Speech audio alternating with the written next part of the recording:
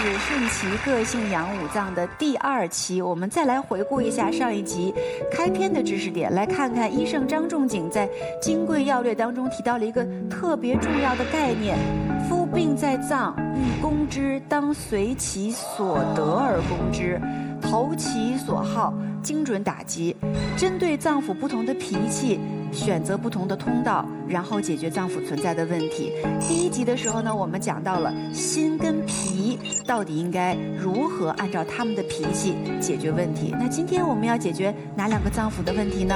接下来首先进入到人体大厦，看看今天哪儿又出毛病了。这么热呀，这么热，热死我！这多少度了？我的天哪，这都40度了，这是要热死人呢！这是，哎呦，哎，谁呀？您进来！哎呦，别盯等了，快进来！什么事儿啊你？哎呦，大姐，您还是给我扇风这，您甭给我扇风了，您把您水龙头关一关吧。我是您楼下的邻居，我跟您说4个字形容我们家水漫金山了。您这哪个管子漏了呀？这赶紧把水稍微的关一关。哎呦，这街里街坊的，我这楼底下还包饺子呢，得了成片汤了。哎呦，你别管你这片汤了，我这屋子你看见没有，都快蒸熟了。你没感觉到我这屋里热吗？热死我了，简直！这我没工夫管你这管子。不是，您这多少度啊？40度，快蒸熟了。哟，您家这好啊，一进门就桑拿。哎呦，是，那您这40度，您要不然开空调吧？您这。对呀，我倒开个空调啊。对，把那风扇，把风扇帮我给开开。哎，好，风扇也开了，空调也开了，您感觉怎么样？您怎么了？您这是？这温度好像降下来点啊。是啊，然后呢？但是我怎么感觉？您感觉好点了是不是？哎呦，您怎么了这是？我坐，难受啊！怎么难受法？您形容一下。坐，怎么还喘上了呢？这我怎么有点喘不上？没，您坐着喘就行。您要不然我给您找大夫吧，好不好？我们看看我今天陈明大夫是不是在咱们社区出诊啊？咱们去看看好不好？来，我扶您。哎，水龙头关了吗？你先管我吧。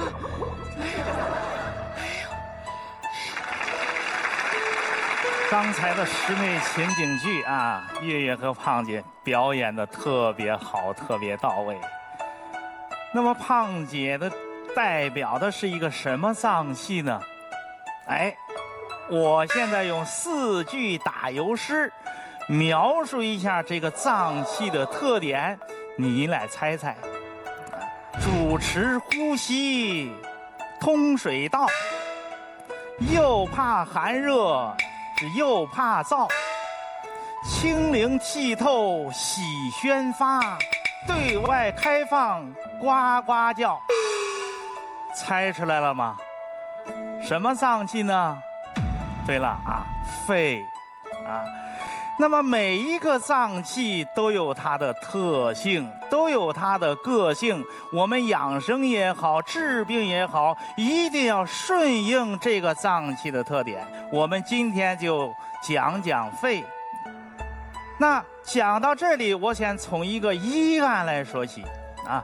这个病案是我的恩师刘杜周先生刘老的医案啊。是一个什么病案呢？一个18岁的高中学生，有一天呢，约了几个同学去北京的北海公园游玩。你想想啊，小男孩几个在一起调皮啊、打闹啊，哎，这个孩子在打闹的过程中，不慎就落入北海之中啊。那是什么时间呀？是北京的10月份啊。时至深秋，是金秋送爽。你想掉到这个北海里边以后，经过打救出来以后，衣服全湿了，这时候就受寒了。回到家以后又发烧又头痛又打鼻涕又喘呀。结果找了一个大夫，给一点发汗的药物，哎，这个外感的症状好了，也不发烧了，也不头痛了这个也不打喷嚏了，但是就是喘没有解决。这是这个孩子的父亲又找了一个中医的高手，给这个孩子治疗这个喘。用的是什么药呢？用的是石膏、杏仁、枇杷叶、葶苈子这些清热宣肺平喘的药物，但是效果并不明显。后来经过熟人找到我老师来再给看一下这个孩子。我老师在看的时候啊，就发现这个孩子主要就是喘。哎呦，那个喘得很厉害，我们用中医的行话讲叫摇身泻肚啊，就是又耸肩又耸身，那个喘得很厉害，不能平卧啊。又一看舌苔来是石红苔黄，那综合这个一分析，这个就是肺热的喘呢。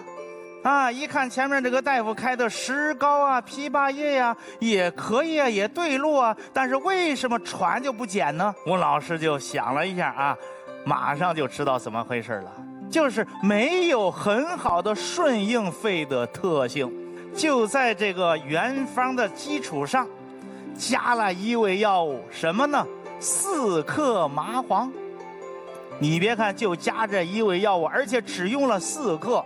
当天晚上喝了1剂，这个喘就减了，一共喝2剂，喘好了。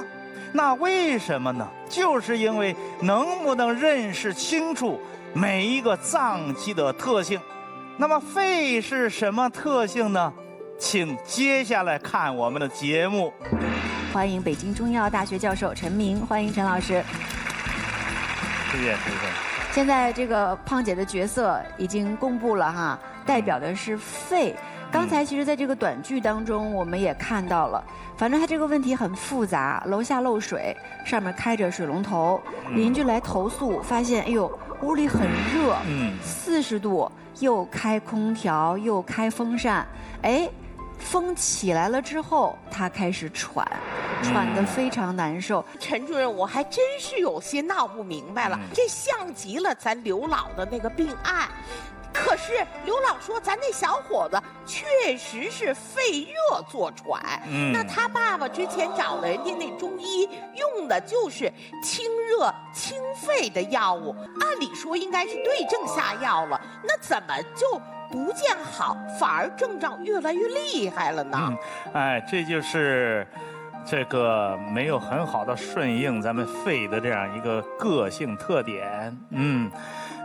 一个是肺什么喜欢清灵剔透的，这治肺的病，甭管你是寒药是热药，一切都在是清灵剔透的这样一个石膏是清肺火的，但是石膏呢，它的质地沉重。它沉呢，它是矿物类的这个药物啊，所以用量很大了，有时候违背了这个肺的清灵剔透的这样一个个性。所以这是一个那么另外一个情况就是什么呢？肺还有一个特点就是对外开放搞得好。你看肺主呼吸，对不对？那这个特点是说明什么呢？就是说肺不能跟外界隔绝，否则的话我们的呼吸就完了，对吧？那所以说在病理的情况下怎么办呢？一定要顺应肺的这样一个特点，让它的邪气走到外边去所以你看为什么你用石膏、用杏仁、用枇杷叶、用葶苈子，按说这些都是清热宣肺平喘的，应该可以但是缺了什么呢？缺了往外走的药物。所以说刘老我的老师给他加了4克麻黄。所以说它可以顺应肺的这个特性，无论它是寒邪和热邪，它都可以把肺里边的邪气去得干干净净。另外你看这个石膏质地沉重，它又寒，对不对？麻黄是辛温的药物，它就跟这个石膏配伍起来以后，就是石膏的凉性没那么凉了。它有这样一个特点，所以只加了4克麻黄，这个喘立即就很快就好，你看2剂就停了。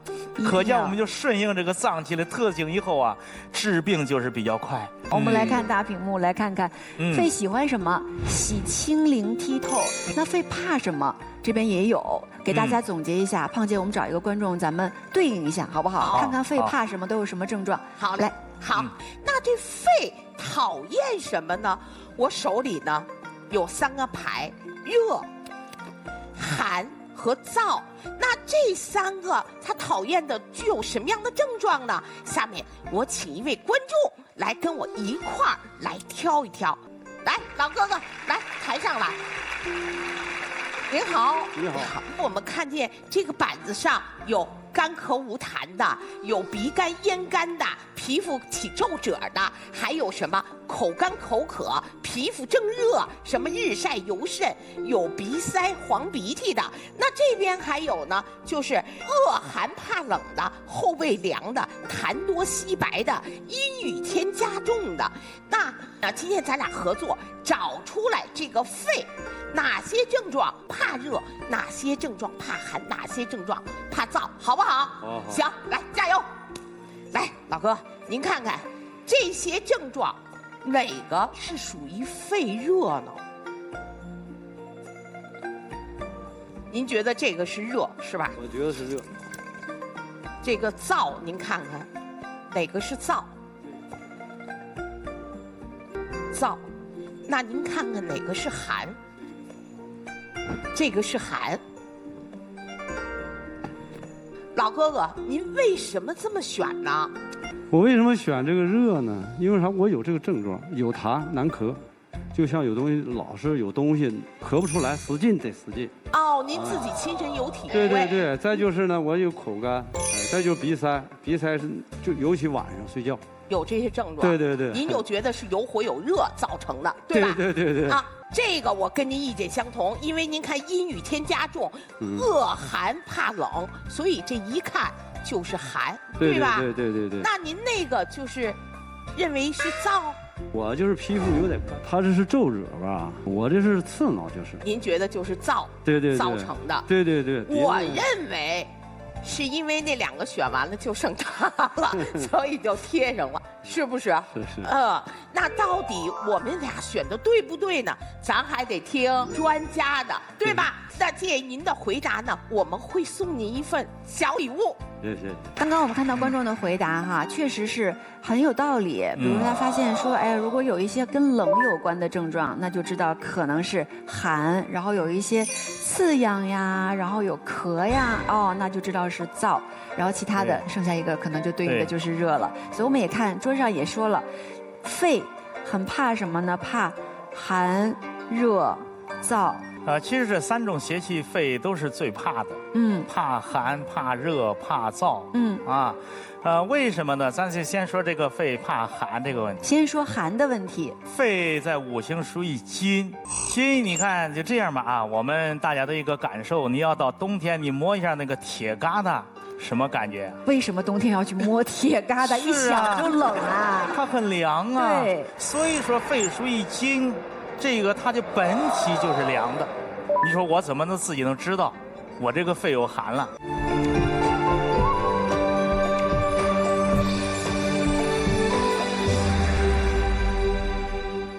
其实我们就一句话，冷冷清清，这个很简单，很好掌握。冷冷清清什么意思呢？前面两个冷，一个是全身怕冷，一个是后背怕冷。大家注意啊，后背凉的人很多。后背凉往往就是什么？有其中一个最常见到的就是肺寒。为什么？因为我们的两个肺正好贴到后背上，所以它里边有寒的话，总觉得这个后背凉，穿什么衣服好像都没有这个后背这个哪一块不一样。天天穿露背装。对，这有一个病人给我就这样讲的，说大夫，我穿什么衣服我都没有后背心儿，就这样一个感觉。这是一个，第一个冷是全身的冷，第二个冷是后背的冷，就是局部的冷。清清是什么呢？是流的鼻涕是清的，吐的痰是清晰寒凉的。这有点像是风寒感冒，感冒大家就会说是你是热比较多还是寒比较多，然后一个是看鼻涕的颜色，还要看痰液的颜色，偏凉的都是清白的那种。是啊，你可以对照一下你自己有没有肺寒，就记住这4个字，这个词语叫冷冷清清。对啊，那么第二个是肺是怕热，为什么？刚才我们说了，肺属于金，那从五行的生克成物上，金最怕什么呢？最怕火。为什么？火克金呢？就是火能把金属给熔断了，对呀，所以他就怕火，所以他怕热。哎，所以说金最怕火行，那上行那个行，哎，所以说他既怕寒又怕热。这是它的一个特点啊。那你说我能不能知道我现在已经有肺热了？完全可以。这儿也写了，还有一个词语啊，叫亲亲热热。今天这个怎么讲呢？就是两个亲啊，第一个亲是痰亲喉，痰亲喉什么意思？就我这喉咙里边老是有痰，咳不出来，老是清嗓子甩不掉它。这是什么呢？这是肺里边有火，把这个痰练得比较稠了，所以说粘住你的嗓子出不来。我们叫痰亲喉，这是一个亲了。哦，第二个亲你看就是涕亲鼻。老有鼻涕，老有鼻涕还擤不出来，而且擤出来很臭很浊，它就像粘到那个鼻腔里边一样。那这是说明什么？说明是肺里边有火了，肺开窍于鼻啊，这是一个亲啊。两个热，一个是鼻子呼气热，出这个气儿啊就觉得是热热的，还有一个口中热，还有全身热。老是身热想喝水啊什么这些，这就叫热热。所以亲亲热热。这是肺有热的特点，太形象了，而且好记哈。那还有第三个是肺还怕燥，你看这肺啊，它既怕寒又怕热又怕燥，说燥就是干燥的意思啊。那么这个干燥，说我怎么能知道我有没有肺燥？还有我们一个词语啊，叫干干净净，鼻子干、眼睛干，甚至皮肤干燥起褶，这叫干干。静静是什么意思呢？咳无痰，鼻无涕。我这个咳嗽，我老是干咳，干咳，没有痰。好，你这就是肺里边有燥。是我这个鼻子老打喷嚏，老想擤鼻涕，里边没有鼻涕，这叫做肺燥。燥伤津液，它起不来痰，起不来这个鼻涕了。不是有两个静嘛，叫干干净净。这就是肺中有燥了所以很好记，各位啊，冷冷清清是肺寒，亲亲热热是肺热，干干净净是肺燥啊。那现在胖姐你在冷冷清清阶段，还是亲亲热热阶段，还是你现在有点干干净净？你瞧着我里头永远就穿一个马甲。这两个袖子可以没有，但是后心得捂住，所以我属于冷冷清清阶段。那我是属于现在干干净净阶段。我相信很多人现在都在这个阶段。哎呦，痒啊，咳呀，都把自己咳醒，就觉得这儿又痒，然后呢又疼，然后有时候咳得太使劲了，这前胸都跟着疼。你知道我是哪个阶段吗？您是哪个阶段？我清零剔透啊。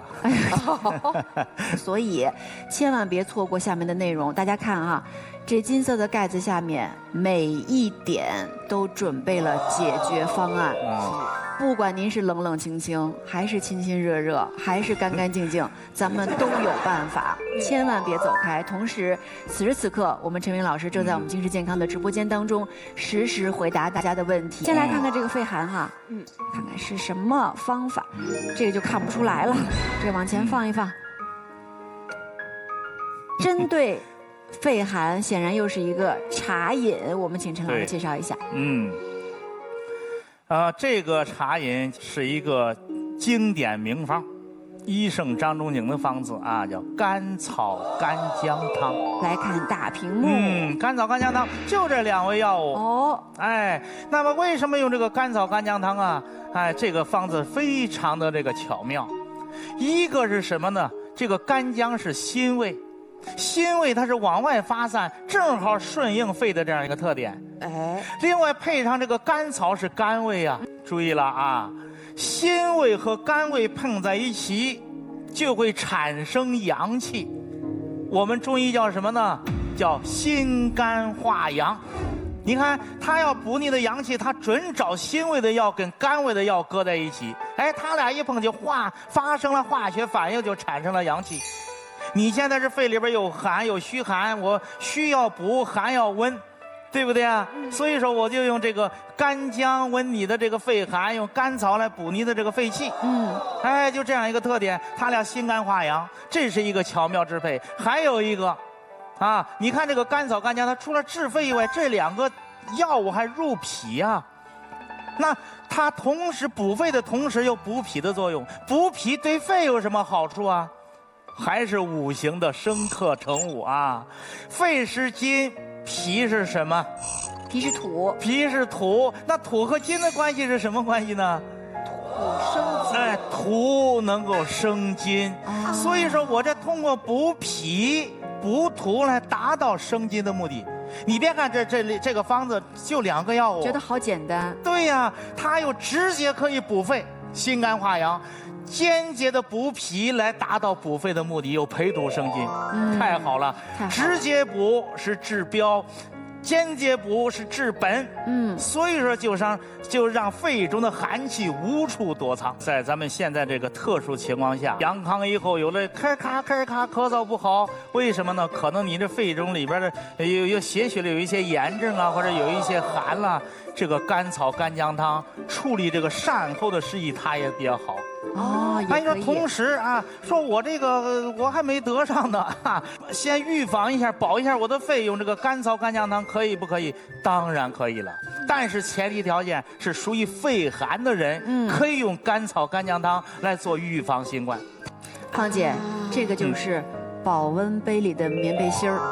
对，专门针对您的这个后背发冷、冷清清的情况，而且喝起来口味特别好，对，就像我们这个煮那个姜水加红糖是一个道理。好，这个是温肺寒，我们再来看看泻肺热。这个看来不是茶呀，这个是一碗粥是吗？这个汤羹。对。你打开一看，我一口你看像一碗粥似的。是啊。为什么？它里边确实有大米啊。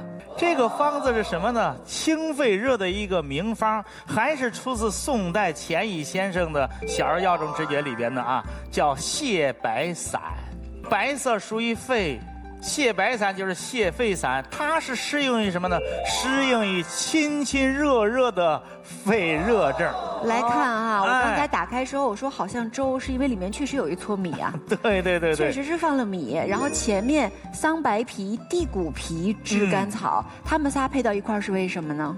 你看这个里边主要就是桑白皮和地骨皮啊。这个桑白皮是打头的，它一方面清肺热，它清肺热的同时，它有什么作用？它也往外散。皮嘛，它往外走，往皮肤走啊。凡是皮类的，它都有往外散的这样。取类比象啊。对，这样一个作用。你看，顺应了肺的这样一个特点。那你当然肺热的时候啊，这个一方面清肺，一方面往外散肺热，桑白皮一个药就干完了。另外肺热为什么加地骨皮呢？因为肺热的时候往往会伤到一些肺阴，就不同程度的会伤到肺阴，所以呢加了地骨皮来养肺阴这样一个药物，两者配合到一块儿，既把肺热清了，又不至于伤到肺阴。那还加了有什么？有炙甘草，这当然是培土生金的道理，又加上它一调味啊，它甜呐，甜的。你看最可贵的是加上粳米一撮。这个米是用来调脾胃的吗？对呀，它有什么作用呢？它养肺阴、养胃阴，又加上它是一个食物，对不对？实际上这是一个食疗方，这就是一个药膳。就亲热热的人，咱就喝这么一小碗粥，但这粥不是普通的粥，这里面放了桑白皮、地骨皮、炙甘草。这米如果大家真的在家里煮，可以多放一点，也不用非得这么少。是这样子，就是说根据我们的口味啊，如果你想喝粥的话，你可以多抓一点啊；如果你想，我就想喝个清米汤这一类的，那你就少拿一点。会很常用到，因为药膳嘛，这个季节冬天又冷，吃点粥特别合适。但是如果是您有肺热的话，这个粥还能解决您亲热热的问题，多好！我们再来看看，就叫亲热热粥啊。亲热热粥，好的。我们再来看看肺燥我们怎么解决，又是一碗茶。这个方子是什么呢？这是明代的一个方子，专治肺燥的。它的名字就叫做清燥救肺汤。清燥救肺汤，把肺里边的燥气去掉，把肺阴有救了，有润肺，这叫清燥救肺汤。这个药多这个方子的药味比较多一点啊。打头的是什么呢？是叫冬桑叶，经过霜打的这个桑叶。霜打的桑叶有个什么特点呢？可以润肺燥、去肺燥最好的药物就是冬桑叶，这是它的一个君药啊。然后配什么呢？配麦冬跟石膏。麦冬我们都知道是养肺阴的，石膏是清肺热的，因为这个燥的时候，往往肺里边也会有点火，但是这个火它不像那种亲亲热热那个火大。那这个所以说这个石膏只用几克就好了，不要看石膏量太大，5、6克即好。另外还配合什么呢？你像阿胶跟火麻仁儿。我们说阿胶，咱们都知道它养肺阴最好的药物，麻仁也是这样。往往肺燥的人他有大便干燥，这时候我们用上麻仁那就非常好了，又养肺阴，又可以润肠通便啊。另外还有你像杏仁、枇杷叶，这是有点清宣啊灵透的药物来宣肺平喘止咳。因为你像肺燥的时候，往往我们这个嗓子里边有痰有咳有痒，它老痒，一痒就想咳，没有痰。所以说杏仁、枇杷叶对这个都比较好，啊，又加上有人参、甘草，还是培土生金的这个道理，补脾来达到补肺的这样一个目的。这叫清燥救肺汤。然后大家在用之前，如果拿不准，比如说自己是不是会有一些过敏，或者是不是完全对症，在使用之前，建议大家还是咨询一下自己的中医。在养生堂看到的方子，我想用适不适合我？是安全起见，一定要先问一下大夫。回到，其实我在昨天的节目当中就一直在铺垫，我说如果大家这会儿啊嗓子不舒服，咱们有没有什么适合所有人的非常安全的一些缓解症状的方式方法？陈明老师说，接着看节目吧。就到了现在公布的时候，观众可以拿出纸和笔来听一听下面这个小方子。如果您现在，我觉得可能还是能听得出来啊，还是有点哑。是的，胖姐这嗓子可能也是有一点，是的，多少有一点而且我是干疼堵，就觉得这有痰，就老想咳，咳也咳不出来，咽也咽不下去。我问了一下我周围很多哥哥姐姐，阳康了以后都有这种现象。我是持续的痒痒、咳嗽和哑，声音很哑，所以就这种情况有没有什么适合大家绝大多数人都能用的好办法？当然有了啊。那个我们一说嗓子疼、嗓子堵、嗓子哑，说那感冒了、发炎了，也不一定都是感冒发炎啊。就是说这个，如果你这个肺里边有脏东西，也会出现这样一个情况。哎，所以往往你在嗓子里边堵，就是告诉你啊，这个肺里边有脏东西了。那肺里边这个脏东西最常见的就是什么呢？就是痰邪。喉是通于肺，就是肺主喉，肺里边一旦有邪气，就容易堵在什么地方呢？堵在它最狭窄的门户上。所以说我们碰到嗓子堵啊，往往就是告诉你肺里边有脏东西了，有痰了，你赶紧把肺里边的痰去掉就 OK。哎呦，那太好了，都可以用一个方子通治啊。大家可能就是想说啊，又是一个这么简单的方子，就是因为简单才方便绝大多数人，他可以方便操作，以及每天都可以喝上一点。没错，所以说这个方子也是医圣张仲景的，叫桔梗汤。感觉是张仲景专场。今天我们从这个调理五脏要找到对的脾气入手，然后又讲到一些方式方法，都是来自千百年的智慧啊。对啊。那这个桔梗汤就2味药物，桔梗和甘草。甘草张仲景一般都使用炙甘草。对，炙甘草。只有2个方子在《伤寒论》里边使用了生甘草，一个是甘草汤，一个是桔梗汤。那炙甘草跟生甘草有什么区别呢？炙甘草它偏于补，啊，你看刚才我们介绍补脾来达到培土生金什么的，它是炙甘草啊。生甘草干什么呢？生甘草是偏于清热解毒。哎，你实际上现在就是肺里边有痰邪或者其他有毒邪，我首先给你解毒。那这个桔梗是什么？桔梗长得很像人参，很像人参，所以它是入肺的一个非常好的药物啊。你看这个古人除了用桔梗直接治肺以外，还用它做什么呢？凡是治肺病，用其他药用完了以后，再加一个桔梗作为一个向导，把它引到肺里边去。那桔梗最大的药性是什么呢？它的药效排痰。甚至那种浓痰呀，很难往外排的痰，你只要桔梗一去，立马给你清掉。有点像一个交通疏导员啊，这个地方堵了，您快往这儿走，来，您往这儿，哎，您快点，这种感觉。所以如果说要保持我们肺里边经常干干净净的，你时不时的可以喝一喝这个桔梗汤。桔梗往外排痰、排肺毒，甘草是解肺毒。你看这俩配合的特别的棒。太棒了，那给了一个黄金搭档哈，然后而且很简单好记，大家可以喝一阵子。那也问问这个陈老师，我们喝一阵子大概喝多久呢？喝到症状减轻或消失？啊，这个我觉得平常你就带茶饮就行了，而且很好喝，这个药一点都不苦，又加上有甘草甜的，喝到你的这个嗓子堵这个症状消失了。明白了，太实用了，所以大家一定要记住哈。同时，如果您现在还是感觉有一些咽喉不适，或者是肺里面有一些什么样的不舒服的感觉，也可以进入到我们的直播间，实时向陈明老师提问。我们的观众如何进入到此时此刻正在直播的京视健康的直播间当中呢？听好了，方法如下：请现在扫描屏幕上的二维码，下载京视健康 APP， 我们的专家正在直播间里回答大家的提问。大家马上打开微信，对准屏幕上的二维码扫一扫，关注京视健康微信公众号后，点击下载 APP， 按提示安装京视健康 APP， 注册进入 APP， 首页上点击最上面的直播海报，就可以进入直播间咨询专家了。我再补充一句这个啊，那就是我这个嗓子堵，我还有点怕凉，或者我喝了这个桔梗汤里面它有生甘草是凉的呀，我能不能给它变通一下？完全可以。如果你喝着觉得稍微有点凉的话，你把这个生甘草换成炙甘草，这样就解决问题了，很完美。而且没想到这么一个简单的方子就可以解决我们的大问题。胖姐大道至简，2味药很便宜，现在跟我们一样嗓子不舒服的人不妨试试看。是的，可以煮制杨果杨汤。也是要跟大家说一下，如果大家持续的，比如说好像1个月还是在咳，或者是症状还不得缓解，咱们也得及时去看医生，因为有一些肺炎的发生，我们现在在临床当中也是看到的，尤其是年纪比较大的爷爷奶奶、叔叔阿姨，咱们都不要说1个月，超过2个星期，影响到您的精神状态和进食状态，一定要及时就医，这也是来自养生堂的提醒。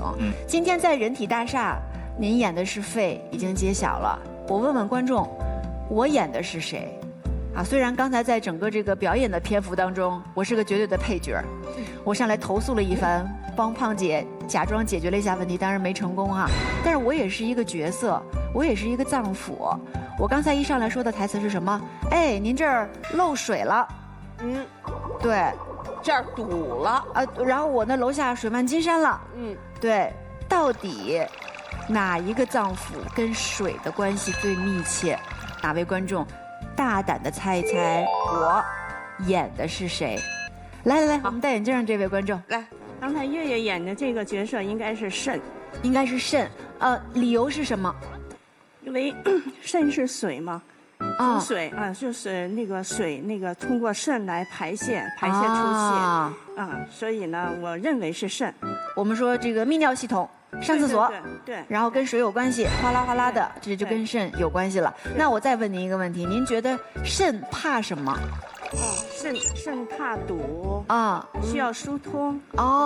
怕堵需要疏通。好，观众到底猜的对不对？我代表的是不是肾？稍后陈明老师来揭晓。我们先送您一份礼物，感谢您的回答，谢谢您的回答，谢谢。那么到底观众回答的对不对呢？我表演的到底是不是肾呢？请陈明老师走进今天的养生开讲。刚才月月讲与水相关的5脏是谁呢？是我们的肾脏。肾脏也有它的一个特点，什么特点呢？您先听了我讲一个病例，您就知道了。这是一个老太太，什么毛病呢？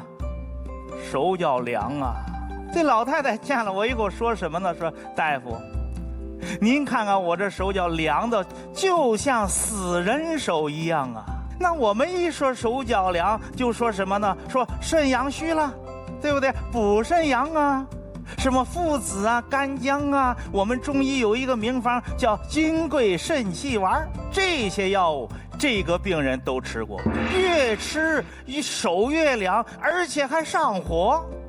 他就纳闷了，我吃这些药为什么火都上来了，怎么手脚凉治不了然后就到我这来看这个情况我就问他呀，我说除了手脚凉，你还有其他什么不舒服吗？这老太太就说了，说大夫我大便还干燥，每天我还要吃这个什么通泻大便的药物，一吃它就拉点稀水，第二天又是便秘了。同时我还什么？我还心烦呀，我口干呀，口渴呀，晚上睡不着啊，舌红苔黄啊。你说这个手脚凉，各位啊，是阳虚吗？根本不是啊，阳气并不虚，但是它瘀了，淤到里边出不来，所以外边手脚凉，里边上火，是肾阳瘀的手脚凉，那就要开泄肾脏止火呀。但是问题来了，什么问题呀？我们的肾脏有一个最大的特点，最大的个性，违背它的个性了，可能病治不好，还会加重。我就想了一个办法啊，用疏肝理气、开宣肝气的一个方子，叫四逆散，给他用。啊，由于他的便秘，我又加了点火麻仁儿。他把这个方子前后一共服了7周，大概50剂左右吧。手脚就不凉了，哎，里边也不上火了。更让他高兴的是什么呢？便秘好了，可以自主大便了。哎呀，这个病人很高兴，我看到他这种情况，我也很高兴。那么肾脏的这样一个特性究竟是什么样的？接下来的节目我们继续讲。月月，看看我们的观众厉害吧，一点没猜错，你就是肾。但是陈主任，我还是有点不明白，刚才您说那位老姐姐手脚冰凉，明显着就是肾阳虚的表现。可是您说呢？不是肾阳虚，它是叫肾阳瘀。它到底是一个什么病啊？包括观众说了，说觉得肾怕堵，因为刚才我们说了，这堵了以后，楼下就水漫金山了，这有关系吗？不是，这个讲的不对，肾不是怕堵啊，肾是怕开。就是我不太理解，怎么是开？肾为什么会怕开？肾是主收藏的，封藏之本。夫精这神之本也，它藏的是精气。那么这个精气，你每个脏腑都要用啊。我们的言行举止，我们说话，我们工作，哪个不需要精气啊？那这个精气是由谁来掌管呢？是我们的肾掌管人体的精气。所以说，《黄帝内经》叫肾藏精。就保险柜这个门啊，它得锁好，这不能保险柜大敞四开的，这样的话这个钱财都流失了，咱们日子就过不下去了。所以我们说一年四季秋收冬藏，所以冬天老是要补肾，就是为了要把它藏好。那这个肾所以它是喜欢收藏，它只有收藏住才能保证人体精气够用，否则的话它一打开精气就流失了。就这样一个特点啊，所以说这是它的这样一个最大的这样一个特点。肾喜欢收藏，那就是它喜欢收藏，它就是害怕什么呀？就怕开呀，害怕把它打开啊。那现在我们碰到肾阳瘀了，碰到难题了，你这虚我给你往上补，你藏住就行了。可是你现在明明是瘀了呀。我还非要开泄你不行，但是你又不能开泄，这怎么办呢？好矛盾。哎，所以说你看我们的老祖宗智慧啊，那真是嘎嘎的，真的。他怎么样借？这是张仲景的方法。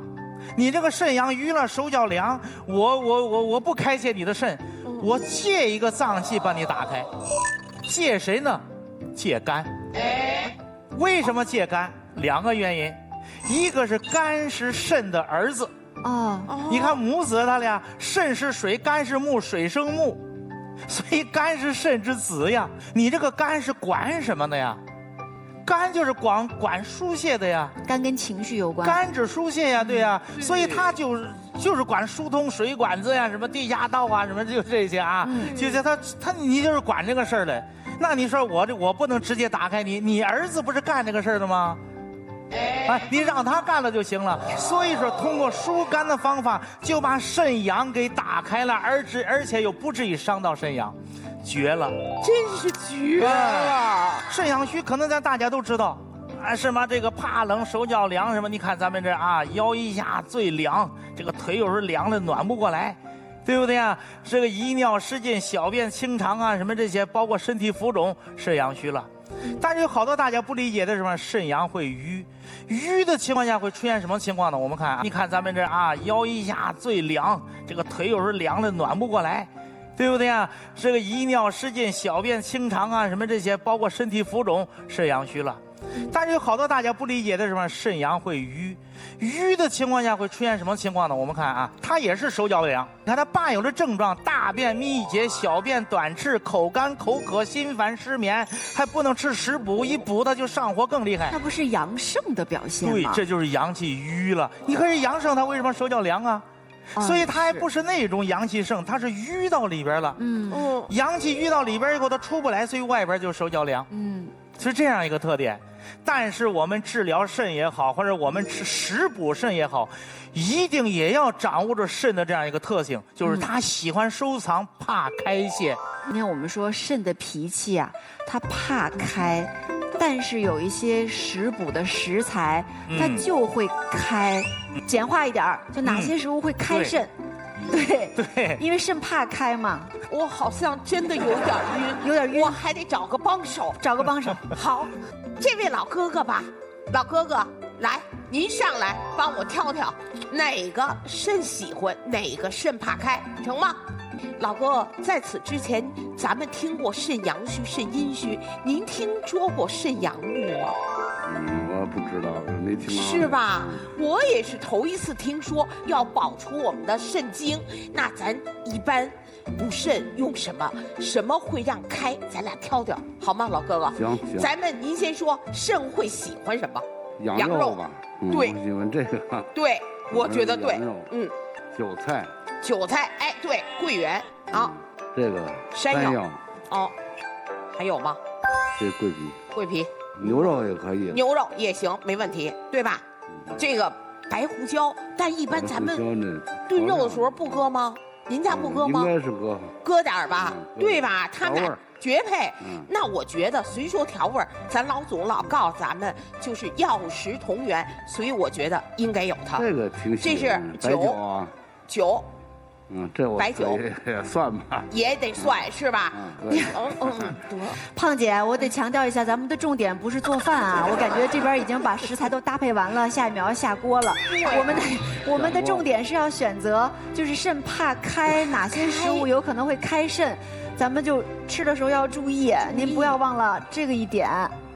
老哥哥，咱刚补了，人家还怕开呢，哪些食物？就是说能让肾开呀。我说这个黄瓜。黄瓜。我说属阴的，您觉得属阴？头一个。咱们听听专家怎么说吧。我觉得这题目还是难了一些。是的，不瞒你说，真的月月，我们要说平常补肾还真是没问题，是吧，老哥哥？开什么呀？就是开。说老哥，您今年多大岁数了？69岁，69岁，70了，我也60了，头一次听说这个肾阳郁这个问题，所以月月我们还真不成。我们听听陈明老师怎么说，好不好？谢谢叔叔，来您请回。陈老师，咱们看看食物，真有点难，陈主任。不瞒您说，我们俩就蒙了一个黄瓜，到底哪个能开呀？其实刚才这位观众啊，大部分都选对了呢。对，你看他选的给老哥哥，咱们就是肾阳虚了，对吧？羊肉、牛肉，还有刚才说那个是那个桂圆这桂圆啊，韭菜，热的补肾的，还有这个桂皮，这都可以。你看刚才咱们这个观众说的也差不多，对，那这个那他怕开的是什么呢？开的一般都是心散的东西。你看这里边辣椒。肯定往外开泄啊！一吃辣椒，是不是啊？一吃辣椒就出汗了，对不对？不适合肾的收藏，肾怕它。还有白萝卜，对不对？通气洋葱，这都不可以。柿子、黄瓜这都不可以的，还真有。这是属于寒凉，对，补肾阳的要这种温的那个肾不宜吃的是这种辛辣的呀、寒凉的呀，这些都不宜说我们说的是过食的问题，你说我偶尔有时候我里边搁点辣椒，我是不是会影响到肾虚啊？这个不会的，不会的。就是你吃的比较狠，有些人你比如这个洋葱，他顿顿吃，说我血脂高，我顿顿吃它，那如果是时间长了以后，它就有开泄肾气、精气流失的这样一个弊病。所以什么都不要过。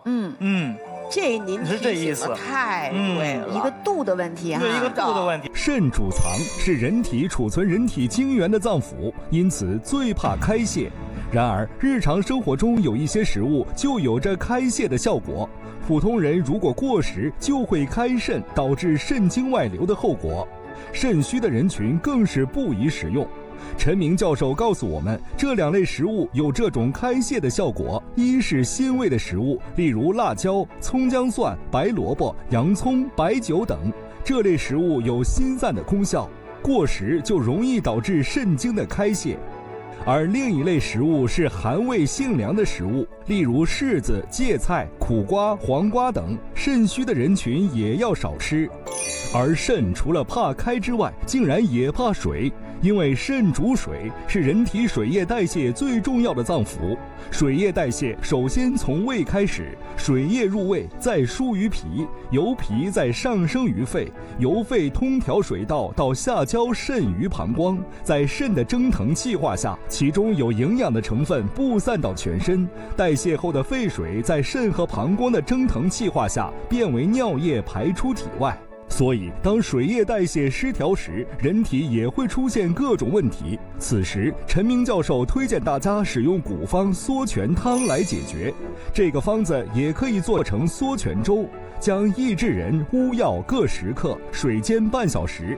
在这个煎液中加入大米、山药适量，同煮成粥就可以了。此时此刻，陈明老师正在我们精实健康的直播间当中，实时的回答大家的问题，所以欢迎大家进入到直播间向陈明老师提问，进入到今天的鲁花养生厨房。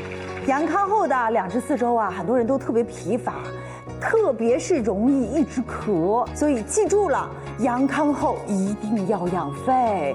养肺用什么呀？我们中医专家啊，一般啊解决这样的问题，一定会用到川贝，对不对？川贝啊，怎么有那么大的魔力啊？它被称为是护肺的全能选手。川贝呢，被称为护肺的全能，为什么这么说呀？因为这个川贝呢，它可以清肺热，可以止咳化痰，还可以润肺，还可以宣肺，可以养肺阴，所以呢，被称为护肺的全能。中医呢认为川贝呢是治疗咳痰喘的一味良药，可是我遇到难题了，各位，4种，如果选错了的话，就起不到我们想要的这种润肺止咳的功效。今天啊，咱做一个家庭版的清炖狮子头，操作过程中把这个技巧来告诉大家，如何让这个丸子呀做出来特别的香，而且呢不散。这您准备的肉馅儿，咱这个肉馅儿啊，不是买的现成的哦，咱买的这个五花肉进行的。您看这是要诀之一啊，就是这个馅儿在剁的过程中呢，它会产生这个粘性。这样的丸子呢，它不容易散。哦，您说您要绞肉机绞出来的，您看这馅儿都特别松散，对吧？它就特别的容易炖的时候容易散掉。这个剁的馅儿啊，比这个肉绞肉机绞出的馅儿，它香。关键是啊，今天我这一个丸子呢，给您做出3个口味来。这么棒啊！对，这3个口味难道还有3种功效吗？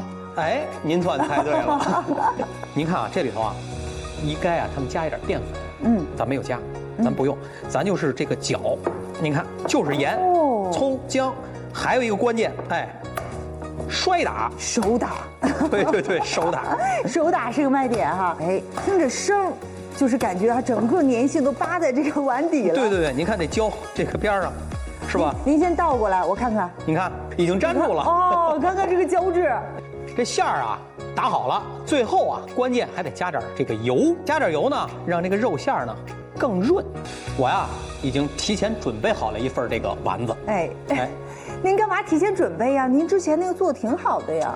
关键是啊，这丸子不散的秘诀呀，也在这个点上呢。为什么我要提前预制呢？因为它需要提前冻个20分钟左右。让这个丸子呢冻住了。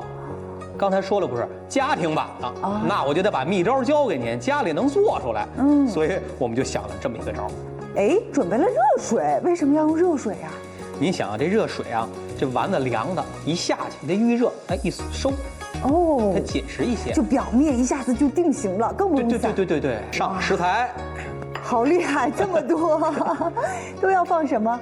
第一款呢，我们放玉米、香菇，哎，切好的玉米段儿，还有这个香菇，可以健脾和胃，红枣、枸杞，可以养血补血。第三个呢是梨，还有我们的川贝，可以清热化痰、润肺止咳。虽然说蒸40分钟，但蒸之前呢，这每个盅啊要蒙保鲜膜。啊？为什么呀？蒸鸡蛋羹我们知道有保鲜膜的话，它不会有这个水滴下来。可是蒸汤无所谓吧？为什么要封保鲜膜呢？这蒸汤啊也是怕水滴下来。那滴下来有什么影响？滴下来它的味道就会变呀，水多了。哦，保持它的原味儿，所以封上保鲜膜，盖上锅盖，哎，开火，蒸40分钟。好，那我们就等着啦。美味的汤，还有我们的这个清炖丸子，马上就能吃到了。但是关键在于我眼前这4盘，大家记得吗？川贝的种类竟然这么多，我都不知道应该买哪个了。今天我们请苏老师好好的教教我们。大一点的片状的是浙贝母，它呢是这里边最便宜的。因为它这个清热化痰的功效相对来说要弱一点，它的功效呢主要是侧重于这个消肿散结。然后旁边这3个呢，就是我们今天所说的这个川贝。那川贝呢，因为它们形状大小不一样呢，也是有区分的。那最前面这个像莲子一样大一点的，它是青贝；后面这2个小一点的，它们属于松贝。那松贝里边，你看有一个大的，一个小的，这种2个瓣儿抱着中间一个弯弯的月亮的这种形状，怀中抱月，这是最典型的松贝的特点。那我们大家猜一猜，一个大一个小，哪个更好一点呢？哪个是我们松贝当中的上品呢？确实是这个越小越好，小的浓缩的才是精华，这个小的才是我们川贝当中的上品。因为它这种有一个特点，它是小，而其中呢还带着一点略微的这种黄。想要吃川贝炖雪梨，那到底怎么炖才能特别的好吃，又有这样的功效，功效又强？我这儿还剩了点这个川贝，那就是没梨。梨那儿有啊？哦，那边呢？还筐呢？哎，拿个梨，我就拿一个鸭梨完了。啊，错了，不是这个梨，挑错了。哦，这种。雪梨效果最好。那雪梨呢，它是清热化痰、润肺止咳效果是最好的。而这个香梨呢，它是清热解暑的功效比较明显。那鸭梨呢，它有这个利尿呀、清心利尿的这个功效，相对来说清热化痰可能要差一点。这个雪梨呢，先去皮，然后去皮以后呢，我们把中间这个核呢掏出去，掏出一个洞。哦，这样。哎，多余的梨就是我们刚才去的那个边角料，别浪费。哎，把这个雪梨填到里边去，冰糖咱们搁到里边。这个冰糖的目的，一是为了甜，还有什么作用吗？说这个川贝呢，不是有一点苦味吗？哎，正好把它去一下。哦，用冰糖去川贝的苦味儿。哎，对，咱们把这个川贝呢放上来，哎，清水就可以啊。哦，可以多一点。哦，里外都要有水。对，最好没过这个梨，这样呢蒸的时候能全蒸透它。咱们这狮子头啊。哎，也好了，咱们呢给它换出来，把它再蒸上。好，那像我们说的川贝、雪梨，应该上气蒸多久呢？30分钟。蒸的时间越长呢，越入味儿，所以可以多蒸一会儿。其实您看到了吗？今天的川贝啊，我们都没有泡。哎，做菜啊，做这个炖品，都直接搁进去蒸就可以。哦，用蒸的时间30分钟、40分钟，完全可以把川贝给煮软烂了，所以不用担心要提前泡一下的问题。对。一个梨呢可以放5克左右的川贝，冰糖呢可以根据自己的口味适量的放一些。但是有一类人群呢，这个冰糖雪梨是不太适合的，就是这种咳嗽可痰、痰白清晰的这一类，这个寒痰咳嗽呢是不太适合用的。